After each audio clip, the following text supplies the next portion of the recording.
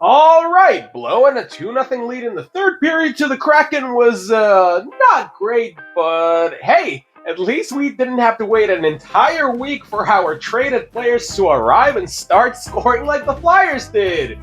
Yeah, I bet their fans are real miserable right about now. Fly, Eagles, fly on the road to victory. Here I was thinking, we showed no fight last week after that hit that sent Tage into concussion protocol, and then the Chiefs really said, hold my beer. Man, even though we missed out on that 5-game winning streak, this Super Bowl almost makes up for it. E-A-G-L-E-S, Eagles! Thank God we have a 2-week break coming up, because we are going to need all of it to rebuild the city of Philadelphia after tonight. Oh, so when Americans destroy a city after a sporting event, it's passion, but when we do it, we get memed to death for decades. You know what? I'm glad Quinn isn't competing at that dumb Four Nations tournament anymore. We're finally winning again, and as sorry as I am that he won't get to play with an actually competent roster for once, we are going to need him back healthy after this break. A short-handed go-ahead goal with 4 minutes left by Montreal, a game-winning penalty shot for Vancouver, and an 8-3 loss to the Stars this week. Yeah, this break could not come soon enough. Oh, come on, do we really have to go on break when we're only 1 win away from our first ever 9-game winning streak? But I guess if we must, all I gotta say to my beloved Americans, Casey and Helly, is get ready for the biggest ass whooping of your life at the hands of Josh Morrissey and Team Canada this week! Respectfully. Well, I guess it'll be nice to watch some actual good games on our home ice for once, cause whatever the Habs have been doing for the past month, I don't think can even be classified as hockey. Good to know that for the past 10 years, even if we're slumping, we can always count on a Devils win in Montreal! I'm sorry, I meant New Jersey. Now this is the type of effort I've been asking for! And of course, we gotta give a special shout out to the rookie, the U Mitch alum with his first NHL goal in his first NHL game on Saturday, Dylan Duke! Betrayed by a former Wolverine, and another 7-game winning streak comes to an end. But hey, we can always start a new one after the break, so long as our goalies stop allowing multiple goals on the first 2-3 shots of the game.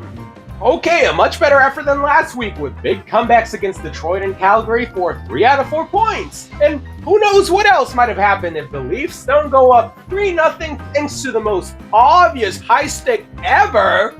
That's weird. All I remember from this week is Willie dropping a hattie in Calgary, Stoley looking like he never left in his return from injury, and Mo scoring his first goal in 84 years against the Canucks. Okay, fine, I also have no clue how that nice goal counted, but come on, just give us a break. Vegas. If Mark Stone thought he was going to get away with that goalie interference to steal 2 points in the final 2 minutes of play, then he is sorely... Oh, hey! Tomas Hertl scores the go-ahead goal 30 seconds later anyways, and we win 2 in a row for the first time in a month! You know, it's going to be real fun watching the Kachuk Bros on the same team this week. Maybe Chucky will share the secret to a 6-game goal streak with Brady. Now I'm just kidding. It ain't your time, little bro. Alright, pros of the week. Allmark is back healthy. As for cons, well, we've lost Norris, Pinto, Jensen, the 3rd seed in the Atlantic, and we kind of forgot how to score again, but on the bright side, the East was pretty garbage this weekend too, so wildcard spot for the win, baby! I really thought we had something going after beating Vegas and putting up a fight against Winnipeg, but then we allowed 5 straight to blow a 3-1 lead in Minnesota. I just really hope nobody noticed that. Tony DeAngelo scored twice into his own net! 1 away from the own goal, Hattie too. Would have been the funniest thing this week, with second place going to us claiming Vinny Hinostroza off waivers from the Preds one day, and him scoring the dumbest game winner against the Canes immediately the next day. Yet another masterful gambit by Barry Trotz. I mean, sure, let's keep on wandering aimlessly with a coach that clearly does not fit this roster. Like, great win against Buffalo, y'all, but how the hell did Bruno even survive that 6-2 loss in Chicago? Listen, did the NHL on TNT panel make some valid comments about Bedard's sloppiness as of late? Sure. Am I gonna waste the perfect opportunity to dunk on Paul Bissonnette? Hell nah! 4 out of 6 points this week, baby! How's that for pond hockey? Beating the Hawks in those Winter Classic jerseys does not get old, unlike that 10-round shootout. But I guess it's better than getting robbed with seconds left against the Panthers, or blowing a third period lead against the Oilers because Robert Thomas cannot hit a wide open net. League average goaltending.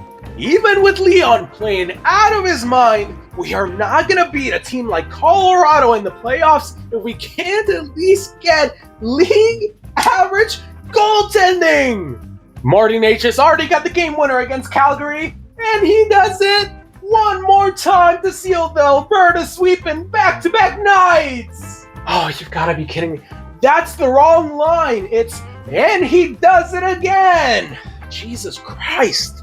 4 goals and 5 assists in 8 games? Man, this trade is looking better every single day.